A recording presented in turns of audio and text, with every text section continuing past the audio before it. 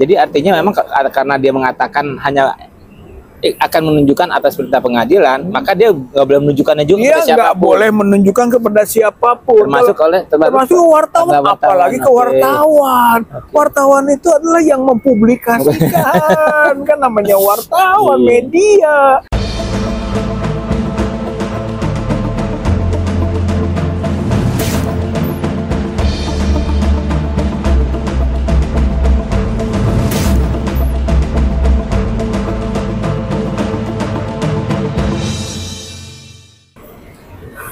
Assalamualaikum warahmatullahi wabarakatuh. Waalaikumsalam warahmatullahi wabarakatuh. Ya, apa kabar teman-teman semua? Bertemu lagi dengan saya di channel ini. Saat ini saya sedang bersama seorang tokoh Bandung yang namanya sedang booming. Karena beliau pada hari Selasa dan Rabu bersama tim dari TPUA ya Pak ya? Ya, TPUA. Pembela ulama, aktivis dan ulama dan aktivis ya. Itu menggeruduk istilahnya gitu ya, menggeruduk UGM rumahnya Jokowi untuk meminta kepastian tentang ijazahnya Pak Jokowi itu asli atau palsu sih gitu. Dan selama ini kan selalu pihaknya Pak Jokowi maupun UGM selalu bilang asli. Ada. Bahkan Pak Jokowi katanya mengancam, katanya dia akan membawa ke jalur hukum orang-orang yang menuduh ijazahnya palsu. Nah, kita akan bicara tentang Pak Jokowi ini karena pada hari Rabu kemarin tanggal 16 ya Pak ya, 16 April 2025, beliau menjadi satu dari 3 orang perwakilan TPUA yang diterima oleh Pak Jokowi, ya Pak ya. Nah, dalam saat beraudiensi ya, katanya kan Pak Jokowi katanya tidak akan menunjukkan ijazahnya kepada siapapun kecuali di persidangan. Karena dia memang ingin menggugat gitu ya. Tapi ternyata menurut media-media mainstream baik CNN, Detikcom, Kompas dan yang lainnya, ternyata sebelum beliau dan kawan-kawan 3 orang ya, 2 lagi Bapak Damai Hari Lubis dan 1 lagi Ibu Kurniatri Royani diterima. Ternyata Pak Jokowi itu sudah mengundang masuk belasan wartawan ke rumahnya, kemudian menunjukkan ijazahnya. Ini ijazah saya. Cuman menurut media-media itu, sebelum Pak Jokowi mengeluarkan ijazahnya, mereka harus menaruh dulu semua handphonenya, kemudian mengeluarkan 2 buah map. Di satu map isinya itu katanya ijazah SD, SMP, SMA-nya beliau, kemudian yang satunya lagi berisi ijazah S1 yang dilakukan UGM. Nah, yang menarik, Pak Jokowi nggak boleh memfoto ijazah itu. Nah, ketika ada wartawan yang menanyakan, karena melihat kemiripan antara ijazah itu dengannya di media sosial, lalu ditanyakan tentang kacamata gitu, dan jawaban Pak Jokowi itu agak aneh, karena kacamatanya pecah. Nah, nanti kita bahas lah itu. Tapi yang menarik ini Pak, apa tuh? Bapak tidak diperlihatkan ijazah itu, ya kan? Karena katanya dia hanya mau memperlihatkannya di persidangan, tetapi dia memperlihatkannya kepada wartawan. Nah, menurut Bapak, ini apakah bentuk inkonsistensinya Pak Jokowi atau ini sebetulnya trik dia untuk apa ya? Untuk memanipulasi atau apa, atau untuk membela diri atau gimana? Kan ngerti kita ya. Kalau saya melihat memang kan karakternya Pak Jokowi ini bohong ya. Doyan bohong. Banyak lah, udah banyak fakta-fakta yang diangkat gitu kan, bahwa dia berkata bohong yang gitu yang paling spektakuler soal itu yang paling SMK yang sekarang digugat kan ya, kasus lama gitu ya, peristiwa ucapan lama gitu. Tapi ini diungkit karena orang nggak bisa lupa jejak digital katanya kan, itu nggak bisa mudah dihapus. Banyak itu. Nah, sehingga sekarang juga ini bukti baru ya, kalau dia menyatakan di depan kita bertiga ya waktu itu kan, menemui dan diterima gitu ya. Kemudian seolah-olah nggak mau tanya dulu apa sih maksudnya, berarti belum tahu tuh gitu kan. Ya kita bilang 1, silaturahmi, ya kan. 2, ingin menanyakan ijazah Bapak gitu kan, karena ini sudah menjadi perhatian publik, penasaran publik lah gitu kan. Kita hanya mewakili aspirasi itu, TPUA itu ingin menanyakan langsung gitu kan. kepada Pak Jokowi. Nah, berarti seolah-olah oh ini maksudnya. Berarti kan sebetulnya belum tahu kan soal ijazah itu, walaupun pasti dia sudah mendengar gelagat itu lah, sudah pastilah, apalagi kita sudah pernah bersurat juga kan gitu. Sudah disampaikan juga lah oleh orang-orang terdekatnya. Dia akhirnya pada kesimpulan tadi gitu, Pak Rohman. Saya tidak akan menunjukkan gitu kan, kecuali perintah pengadilan. Oh, kecuali perintah pengadilan. Kecuali perintah pengadilan baru saya tunjukkan. Nah, kemudian gitu kan muncul berita gitu kan, dia menunjukkan ke wartawan, terlepas dari sebelum atau sesudah gitu kan, yang itu juga munculnya sesudah kita datang. Berita itu setelah kita datang, dia akan hanya di pengadilan, berita keluar. Tapi katanya gitu kan, yang belum tahu juga ini. Sebelumnya, karena sebelum kita datang juga sudah dikumpulkan dulu 11 media atau 11 wartawan itu. Berarti dia itu bohong. Bohong mengatakan hanya oleh pengadilan, hanya perintah pengadilan mau dia tunjukkan, selainnya enggak. Jadi artinya memang karena dia mengatakan hanya akan menunjukkan atas perintah pengadilan, maka dia nggak boleh menunjukkannya juga kepada siapapun. Nggak boleh menunjukkan kepada siapapun, termasuk wartawan, apalagi ke wartawan. Wartawan itu adalah yang mempublikasikan, kan namanya wartawan, media. Atau jangan-jangan gini Pak, dia sudah dapat perintah dari pengadilan untuk menunjukkan ijazah itu hanya pada wartawan. Itu pengadilan akhirat, pengadilan mana itu begitu? Gitu. Artinya nggak pernah dengar. Ya itu bercanda ya, bercanda kita. Pengadilan mana? Pengadilan alam jin mungkin. Iya terus Pak. Jadi gitu, itu deh. Jadi akhirnya, wih, kok berbohong begini gitu. Begitu kita baca berita, ditunjukkan ini. Mungkin kita terakhir keluar, dia kumpulkan wartawan. Kita asumsi kita kan, oh ternyata inkonsisten. Kalau itu inkonsisten, nggak konsisten. Dia ngomong ke kita hanya pengadilan, tapi setelah kita keluar dia beritahu wartawan, inkonsisten. Tapi kalau misalnya dia sebelumnya itu bohong. Dua-duanya negatif sebenarnya. Akhirnya kok begini gitu. Tapi lihat lagi karakter. Oh, ada yang namanya mitomania gitu ya. Penyakit orang yang selalu berbohong dan tidak merasa salah, merasa dosa kalau berbohong. Mungkin karena dia berbohong sudah jadi kebiasaan, dia jadi nggak menganggap itu dosa gitu. Kayak kleptomania. Oh, mencuri gitu ya. Mencuri tapi dia tidak merasa bersalah. Oh iya, ngerti. Mitomania itu berbohong tapi dia tidak merasa bersalah. Tapi herannya banyak aja yang dukung ya. Sampai waktu Bapak kesana itu diteriakin sama ratusan. Ini ya. Penghinaan itu, pelecehan ya. Ya sebenarnya begitu, tapi kita kan menyadari juga itu teror kan. Sejak awal juga sudah ada kan teror macam-macam. Akhirnya ternyata kumpul bener tuh kelompok yang disebut orang preman-preman itu. Tapi kan kita tidak takut. Kita jalan terus kan gitu. Bahkan ya surprise sedikit diterima kan. Surprise sedikit diterima. Bisa diterima nih. Oh gitu kan. Angin apa nih? Jangan kesambet gitu. Orang begini jangan kesambet. Atau mau mencoba disambet.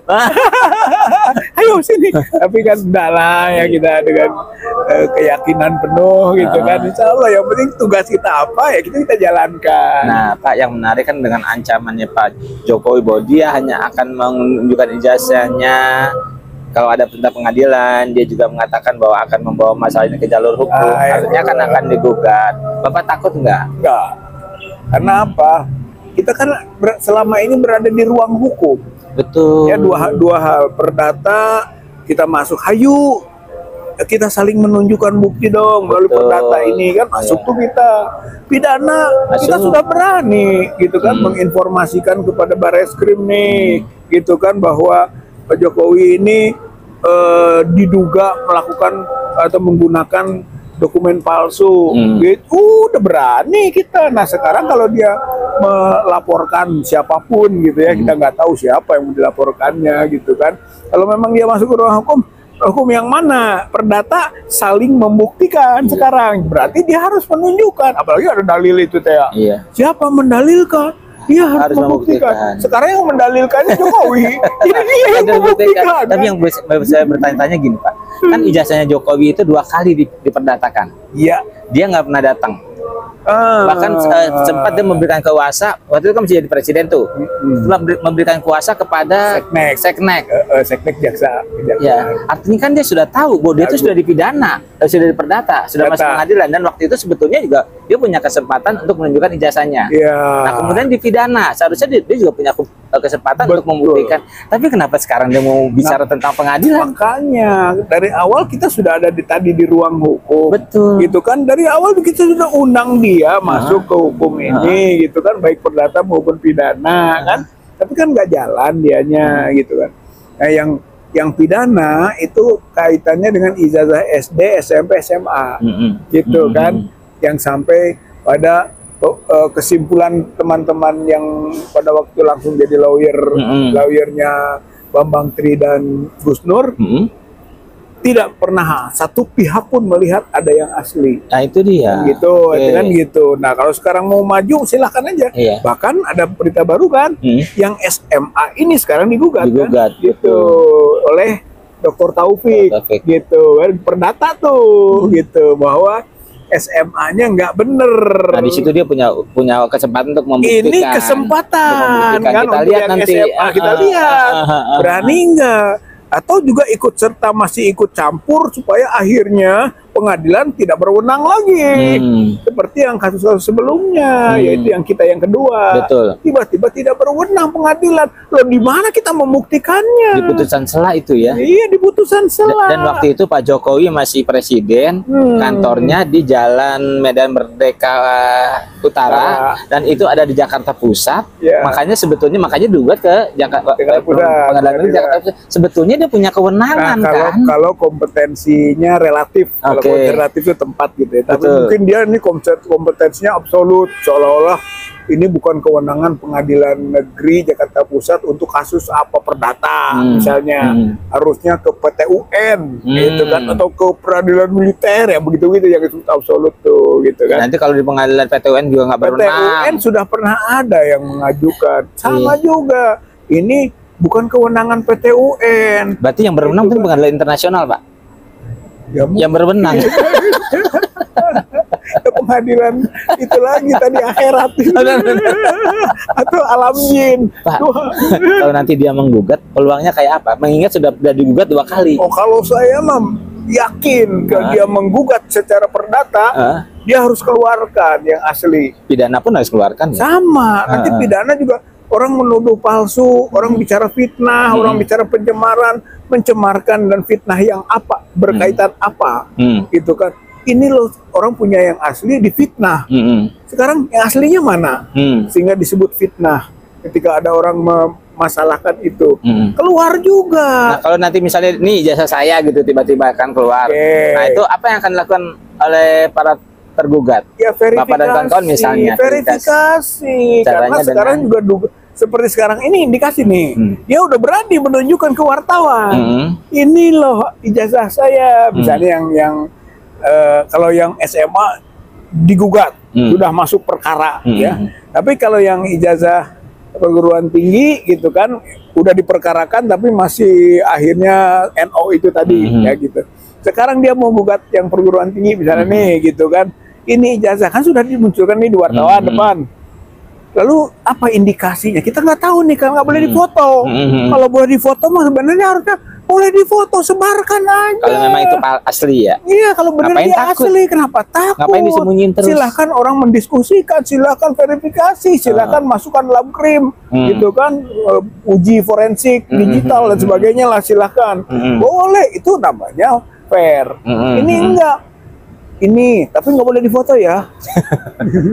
Kita aneh, media itu untuk memberitakan, gitu kan, memberitakannya harusnya maksimal, nggak boleh sedikit itu kan, nah itu juga perlu dipikirkan oleh aliansi jurnalis, gugat itu masalah itu pembungkaman informasi. Tapi kalau misalnya nanti dia menunjukkan ijazahnya di pengadilan, akan ada tuntutan nggak agar misalnya di lab? Ya, artinya sekarang kita tunjukkan dia kan, yang sekarang aja lu indikasi nih, dia tunjukkan ternyata yang beredar nggak jauh beda, yang beredar yang ada kacamatanya, yang fotonya telinganya beda gitu ya, mungkin matanya beda, bibirnya beda gitu kan, dengan bandingan-bandingan, bahkan sudah diujinya oleh ahli untuk itu, sehingga ini bukan fotonya Jokowi. Masalah Ini kasat mata juga bukan sih ya, beda ya. orang awal juga kan udah bisa membaca, Udah melihat gitu. begitu didalami kan jadi Dumatno Budi Utomo. Iya, kalau kan gitu. saya mikirnya gini, karena dia selalu membantah bahwa ijazahnya palsu, artinya kan dia asli itu. Artinya dia menganggap bahwa di foto itu benar gitu kan, fotonya dia. Jangan dia habis operasi bibir. Iya, Kan bibir setebal itu nggak mungkin berubah begitu aja dengan secara sendirinya. Ketika dia mengatakan ini asli, itu palsu. Oh. Gitu buat kita mah gampang. Tapi memang itu. dia selalu ngomong selalu terbalik sih ya. Terbalik. Dia bilang ya itu yang maksud. Iya, kayak itu janjinya katanya tidak akan impor. Kayak impor. Lama. Akan menciptakan 10 juta lapangan kerja, mana teman kerjanya. Tidak akan ada apa tenaga jadi batal ya enggak. Mau buyback Indosat. Enggak juga, enggak, terbalik. Bisa jadi ya, bisa jadi. Mitomania. Itu orang bohong tapi merasa tidak bohong. Iya. Itu penyakit itu. Waktu Bapak kemarin ketemu bertiga berhadapan itu ya dengan beliau. Bapak, Ibu Kurnia, kemudian Pak Damai Hari Lubis. Apa yang Bapak lihat dari beliau? Pertama dia mencoba ramah. Oke. Ya, saya yakin tidak senang. Ekspresi wajahnya gitu. Ya pertama kalau bukurnya bahasanya seperti dipaksakan untuk ramah. Oke. Ekspresinya. Ada senyum nggak Pak? Dan ternyata awal ada, ada gitu, senyum ya. awal. Nah pas waktunya kita diskusinya soal ijazah itu sebelumnya, gitu kan enak lah. Begitu masuk ijazahnya mulai kelihatan ada emosi. Nah gitu sehingga mempengaruhi raut wajah kan. Kelihatan ya. Kelihatan raut wajah. Oh dia seperti nggak seneng lah gitu kan, bahkan dia kata-kata itu siapa mendalilkan membuktikan nanti hanya pengadilan, itu kan sudah akan melakukan langkah-langkah hukum, itu pasti bukan bahasa bahasa ceria. Wajahnya terlihat lebih ceria. Wajahnya terlihat lebih tua nggak dibanding ketika masih menjadi presiden? Kalau menurut saya agak berubah. Agak berubah ya. Gimana Pak? Ya seperti yang kita lihat di performannya di media juga, saya lihat lebih sepuh, lebih nggak jernih. Maaf ya, saya bilang lebih nggak jernih raut wajahnya. Oh gitu. Gitu. Mungkin juga kalau kita lihat mah beban seperti orang yang membawa beban berat, gitu ya. Seperti kalau selintas nih kita bukan psikiater, bukan psikolog, selintas kalau begini kelihatannya orang yang seperti sedang membawa beban berat. Kesan Bapak terhadap beliau ketika melihat pertama kali wajahnya tuh? Ya seperti itu tadi, ya? gitu kan, seperti itu. Jadi ini sudah lebih tepuh lah usia kan, orang mungkin setelah pensiunnya agak berbeda dengan ketika menjabat gitu kan, banyak lah yang post powernya gitu kan, post power sindromanya gitu. Nah, mungkin mempengaruhi terhadap fisiknya. Seperti saya, tapi kita mengaku wajar gitu, dia tidak sedang sebagai presiden lagi nih gitu kan, jadi kalaupun merosot gitu kan, tidak seceria dulu, kita anggap maklum. Kalau intonasi suaranya gimana Pak? Kalem seperti ngeles itu tadi. Biasa ngeles kan. Nggak ada intonasi tinggi, nggak ada gitu. Tadi itu ketika, kecuali yang tadi pas kami akan mempertimbangkan langkah-langkah hukum, itu agak sedikit tinggi. Tapi yang selainnya gitu aja, ini sederhana kok gitu kan. S1 saja dimasalahkan. Padahal kan jangan S1, SD aja bermasalah. Ya itulah. Kalau orang ijazah SD-nya nggak ada ijazahnya, S1 dimasalah. Kalau kecuali kalau S2, S3 katanya kan gitu, kata dia ngomong gitu. Lalu jadi S1 kan dia presiden. Satunya bener nggak? Makanya. Ya artinya begitulah kondisinya gitu kan. Tapi ya sedikit ancaman juga kan terhadap mereka yang mempermasalahkan itu gitu. Ya bagi kita dihadapi. Dalam dialog itu sebenarnya dia mengungkapkan soal dalil, siapa mendalilkan harus membuktikan, dibantah oleh kita gitu. Itu kemudian soal bahwa pengadilan yang hanya bisa, kita bantah lagi bahwa kita juga sudah ke pengadilan. Nah, gitu. saya ingat dia juga mengatakan bahwa memang bahkan Bapak minta nih jasa, katanya memang kewenangan dia apa gitu kan, nggak salah dia ngomong gitu deh. Enggak, sebenarnya dia tidak mau ngomong kewenangan Anda apa gitu Nggak ada, kan? nggak ada. Anda cuma pengaruh saya, nggak ada. Itu Tapi mah ada berita di media itu tuh ya? interpretasi setelah Oh. itu dia kelihatannya pasti ada di luar yang dia omongkan, kemudian seolah-olah dia omongkan bohong mah biasa bohong.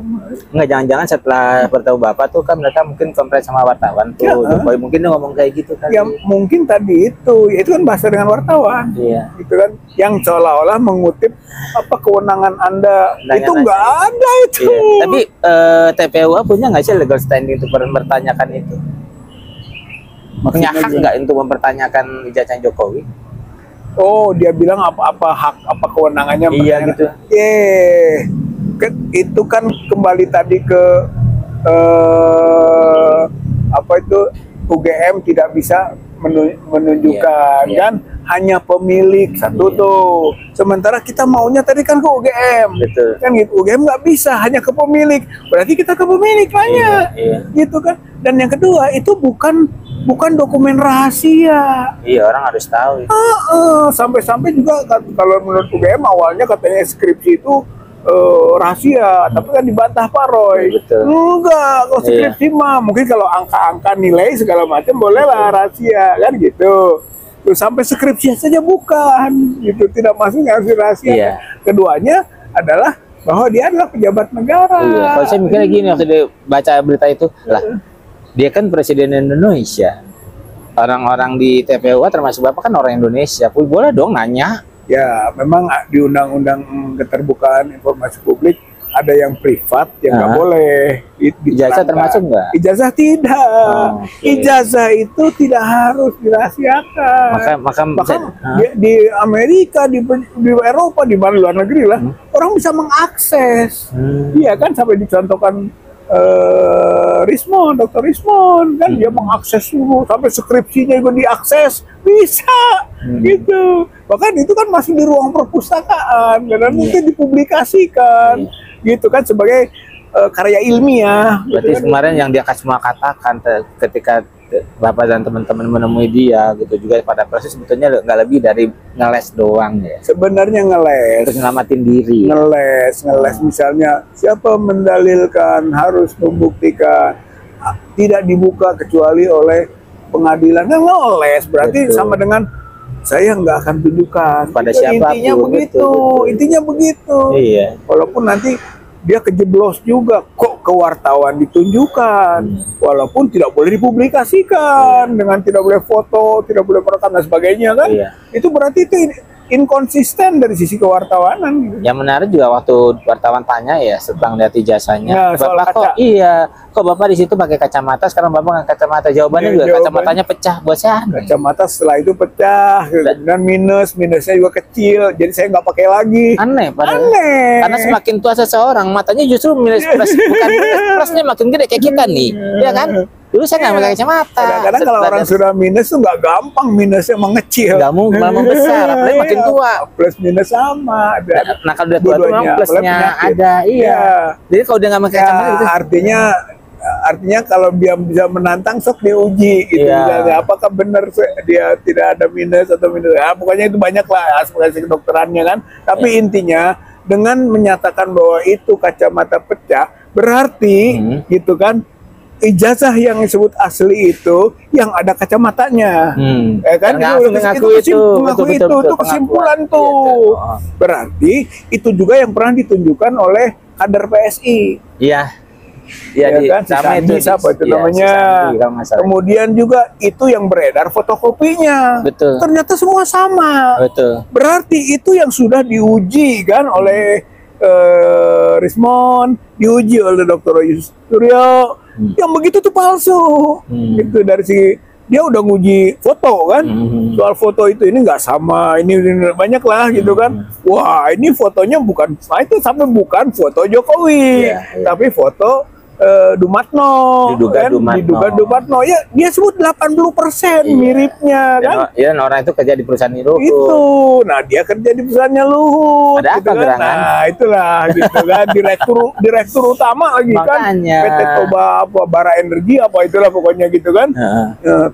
Toba Energi gitu kan. Iya. Nah jadi kesimpulan kita ini, waktu di UGM itu skripsinya sama dengan skripsi yang diobrak-abrik oleh Rismon, Dr. Rismon, ya kan? Dr. Rismon 11.000 triliun palsu, ternyata dikeluarkan kemarin itu juga, maka itulah 100.000 triliun palsu. Ini satu 200.000 harusnya. Iya, yang difoto oleh Dr. Rismon sendiri dan yang disampaikan oleh rektor. Udah sama, itu satu kan, berarti itu palsu. Nah, sekarang tarik ke ijazah. Itu bagian kita tuh yang di Solo, ya kan, yang dimulai tidak keluar ternyata ditunjukkan ke wartawan, dan tentunya yang ditunjukkan itu yang beredar, yang fotonya palsu. Berarti si ijazah itu palsu. Jadi bisa berapa ratus ribu triliun palsunya, fotonya dari kacamata. Ya kacamata. Taruhlah foto itu kan ada kacamatanya, ada pipinya, ada bibirnya, ada telinganya, yang itu tidak sama dengan Jokowi, kan gitu. Berarti ijazahnya palsu karena fotonya palsu, kan gitu. Belum capnya, belum nanti phone face-nya dan sebagainya kan. Itu. Nah, oleh karena itu kita tambah yakin gara-gara kita kemarin tanggal 15 memang menggeruduk ke UGM dan menggeruduk ke Kutai Utaranya Jokowi. Kesimpulan kita bahwa kesimpulan ini kan nanti untuk pertarungan ke depan, pertarungan hukum ke depan. Ini ngeri, kan? Ini ngeri ini. Udah, kita sudah punya senjata, gitu ya, senjata bahwa kita meyakini akhirnya kalau itu yang nanti dikeluarkan sudah itu palsu. Oke. Ini kan memang ke depan kayaknya agak tegang-tegang nih, karena saya dapat informasi Solo ini semakin melakukan konsolidasi semakin meningkat katanya. Mungkin juga untuk menghadapi ini kan, barangkali ya. Nah, yang saya mau tahu setelah menggeruduk UGM, kemudian menggeruduk rumahnya Pak Jokowi, agenda ke depan dari TPU apa? Iya. Kalau satu soal dukung-dukungan, kan dengan adanya pertemuan Purnawirawan hari ini, dan dia membuat juga poin-poin narasi deklarasinya ada hubungannya dengan Jokowi, kan diminta agar lepas kan pemerintahan Prabowo dengan geng Solo atau oligarki gitu kan, berarti itu masuk juga ke ijazah palsu. Dan tadi kita dengar kan suasananya bahwa sebetulnya mereka concern juga terhadap ijazah palsu Jokowi ini. Jadi sadar atau tidak kita juga melakukan konsolidasi gitu kan untuk dukungan yang lebih luas gitu. Jadi gitu kan, jadi menurut saya ini juga nanti support moral tuh. Sementara kedua di UGM sendiri friksi sekarang. Itu kan guru-guru besar, akademisi, ada juga yang minta agar transparan kan gitu. Udah banyak pengkritikan ini yang kemarin tidak ada. Berarti berkembang. Nah, berkembang ini juga tentu dia akan melakukan coba pertahanannya diperkuat gitu. Jadi itu mah hukum pertarungan gitu ya. Biasalah, menurut saya emang hal yang wajar, tapi nanti akan terlihat semakin kepepet gitu kan, mungkin semakin blunder gitu kan, akhirnya ujungnya terbukti. Gitu. Ya teman-teman, memang kalau masalah ijazah Jokowi ini bisa dianggap sebuah kejahatan ya Pak ya. Makanya barangkali ini menjadi salah satu bukti bahwa memang tidak ada kejahatan yang sempurna ya Pak ya. Karena banyak sekali celahnya ya. Dari fotonya saja sudah kelihatan. Kemudian diungkap oleh Rismon. Soal konfesnya, soal ya skripsi lah. Jadi dua itu kan, skripsi dan ijazah. Ijazah itu yang paling dominan memang foto. Satu. Nah, dari foto saja bisa dikonklusikan palsu dan tidak kan. Kalau dari skripsi berantakan, lebih berantakan lagi. Dan dari masalah kacamata malah membuktikan bahwa memang itu ijazahnya yang selama ini beredar. Yang dipakai kacamata yang bibirnya tebal, kupingnya rada caplak. Gara-gara dia menunjukkan ke wartawan. Tadinya mungkin antisipasi TPUA yang mau datang kalau sebelumnya, atau langkah berikut setelah tahu geningan gitu kan TPUA itu mempermasalahkan ini, maka dia undang wartawan kalau memang setelahnya kan begitu. Jadi intinya akhirnya blunder dengan begitu, akhirnya Oh, jadi ijazah asli itu ya sama ya Iya, yang dengan yang beredar itu. itu ya gampang udah. Iya. Yang itu mah palsu, di mana-mana juga Iya. orang bisa menilai gitu. Kalau tiba-tiba nanti muncul ijazahnya Pak Jokowi dengan tidak berkacamata, Tadinya yang kita khawatirkan itu. gitu. Dan ternyata Pak Jokowi mengatakan memang kacamatanya. Oh, kacamata ya udah yang itu. Itulah kan. kejahatan yang tidak sempurna. Ya, kejahatan Barangkali tidak ya, sempurna. mungkin Semua ada kita. waktunya. Betul, Semua ada betul. waktunya. Dan orang nggak akan bisa ngeles selamanya ya Pak ya. Ya, Pak Jokowi ini mungkin contohnya kali ya.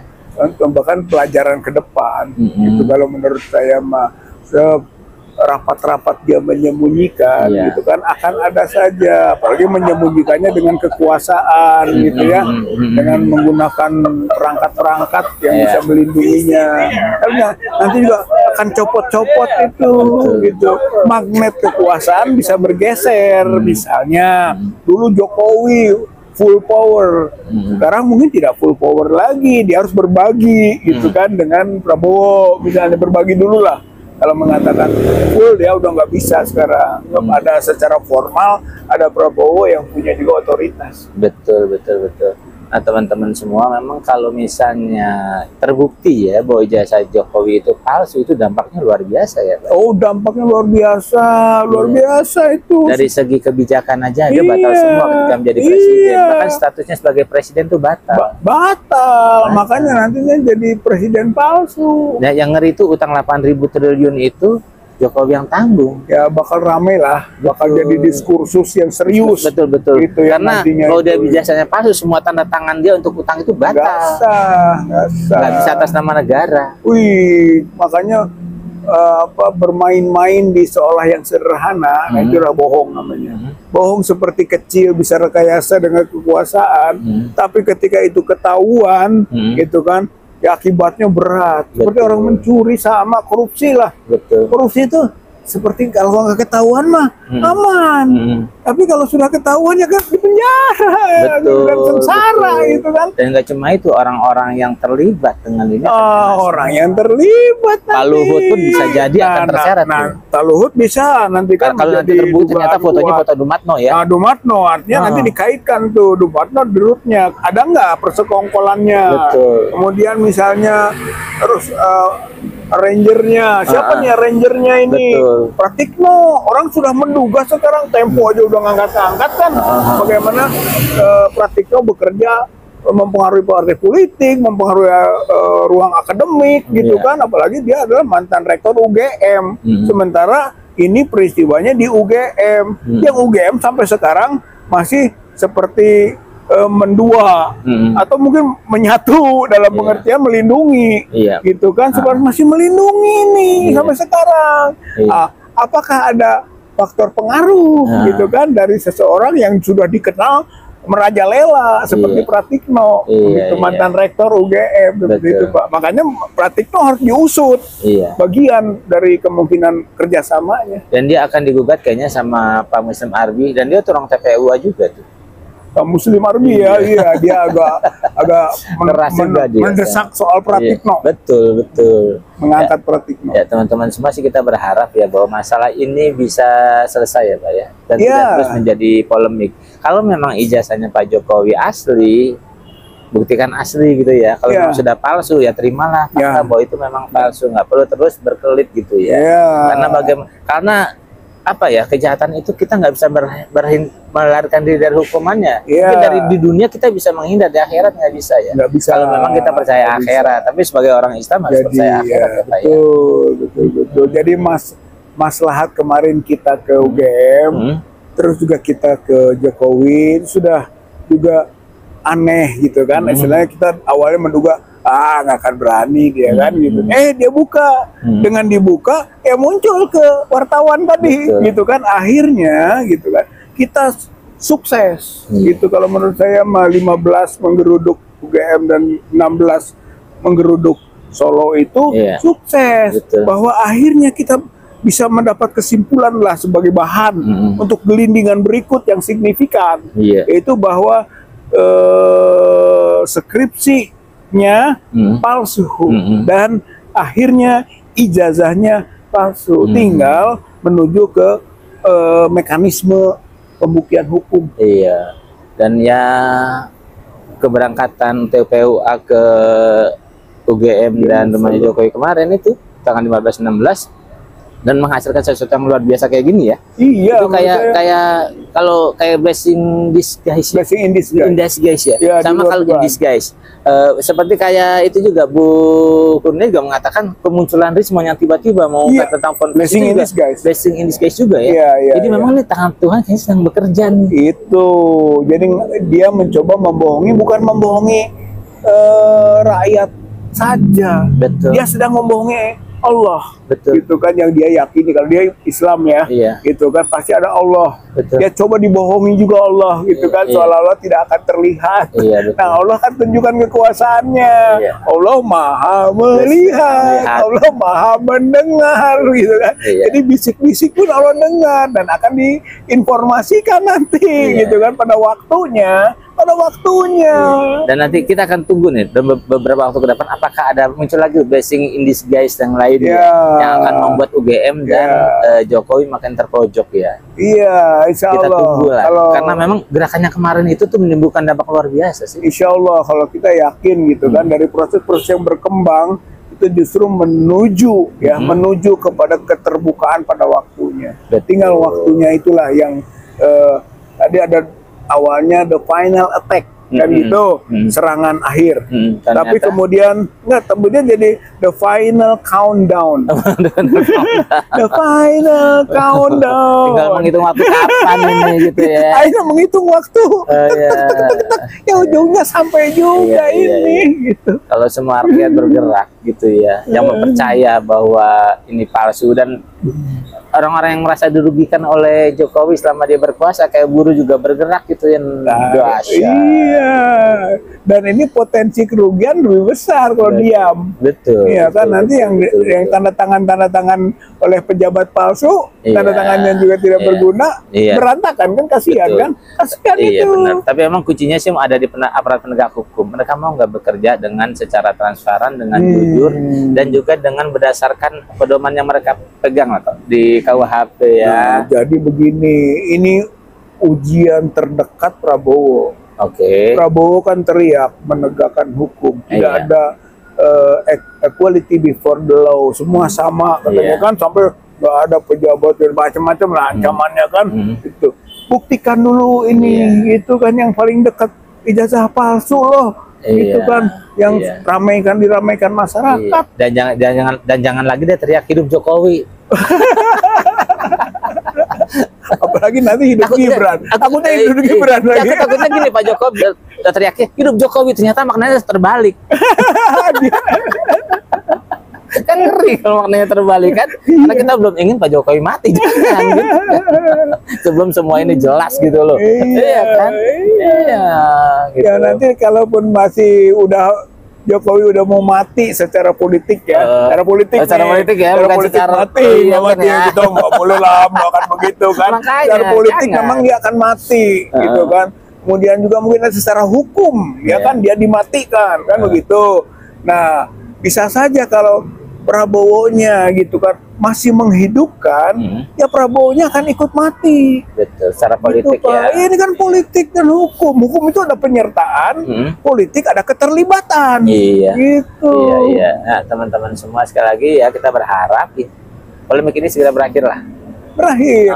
Agar Sebenarnya Prabowo itu kunci. Iya, betul. Lo kalau mau silahkan periksa, udah jalan. Tapi memang dia harus nyopot dulu Kapolrinya sih. Kapolri harus diganti, Setelah harus itu perintah. diganti. Dan juga semua copot orang-orang yang terindikasi Iya. ada kaitannya dengan Jokowi Semua. dulu. Biar nggak ada konflik interestnya. Tadi bagus kan di deklarasinya Purnawirawan TNI, copot yang berafiliasi ke Jokowi, menteri-menteri. Iya. Maksudnya juga pejabat-pejabat lain, Jaksa Agung ataupun Kapolri. Iya. Itu tadi itu kita harus angkat itu. Betul. Kan gitu, dan deklarasinya Purnawirawan TNI. Iya. Nah, teman-teman, demikianlah perbincangan kita yang menarik dengan Bapak Rizal Fadila. Beliau ini ternyata orang yang sangat berani. Ya enggak lah, biasa saya. Berani menghadapi Jokowi. Dan nggak mau makan dan minum loh. Kenapa sih Pak kemarin? Ya kita kan Magic, takut magic. enggak juga lah. Pokoknya buat apa juga gitu ya, enggak usah lah gitu aja. Nah, Masa segitu aja harus kita makan minum gitu kan? Bentar itu, udah lah. Isunya sih takut magic. Tapi memang Pak Jokowi tapi insya Allah kalau kita kan dengan basis keimanan, kita kan berlindung kepada Allah, ya semua hal-hal yang buruk seperti itu, insya Allah nggak akan kena apa. Iya sih, memang segala kedekatan kita kepada Allah lah yang bisa melindungi kita. Insya Allah, dan termasuk juga berhasilnya gitu kan, satu perjuangan itu ditentukan oleh Allah, bukan oleh kita. Dan semoga juga Pak Jokowi lebih dekat pada Allah ya.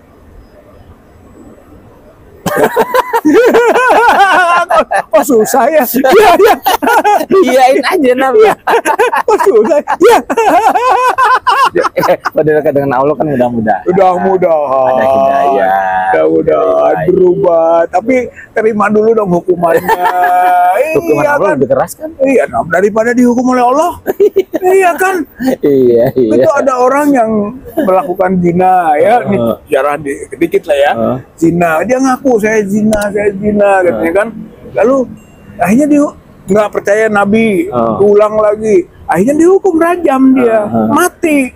Terus kata orang lain, bodoh dia, gitu kan. Oh, orang nggak ada yang tahu, nggak ada yang apa, gitu kan. Lu ngaku. Dan Rasulullah mengatakan dia itu di surga sekarang. Gara-gara dia mengakui, tapi dia dihukum di dunia, yaitu dirajam, hukuman mati. Gara-gara dihukum mati urusan dunia, di akhirat masuk surga. Iya, mendingan tuntaskan aja. Nah, jadi terima dulu hukumannya. Mendingan tuntaskan di dunia dan di akhirat. Iya, dua-duanya. Jangan pengen di akhirat masuk surga, di dunia menzalimi. Memang pembohong bisa masuk surga? Ya enggak. Itulah makanya jangan-jangan dia membohongi Allah juga. Malaikat pun dibohongi juga nanti, gitu kan, pas waktunya ditanya. Masya Allah. Ya teman-teman, kita bertemu lagi pada podcast selanjutnya. Ya, siap, sama-sama. Kita bertemu lagi pada podcast selanjutnya ya. Assalamualaikum warahmatullahi wabarakatuh. Waalaikumsalam warahmatullahi wabarakatuh.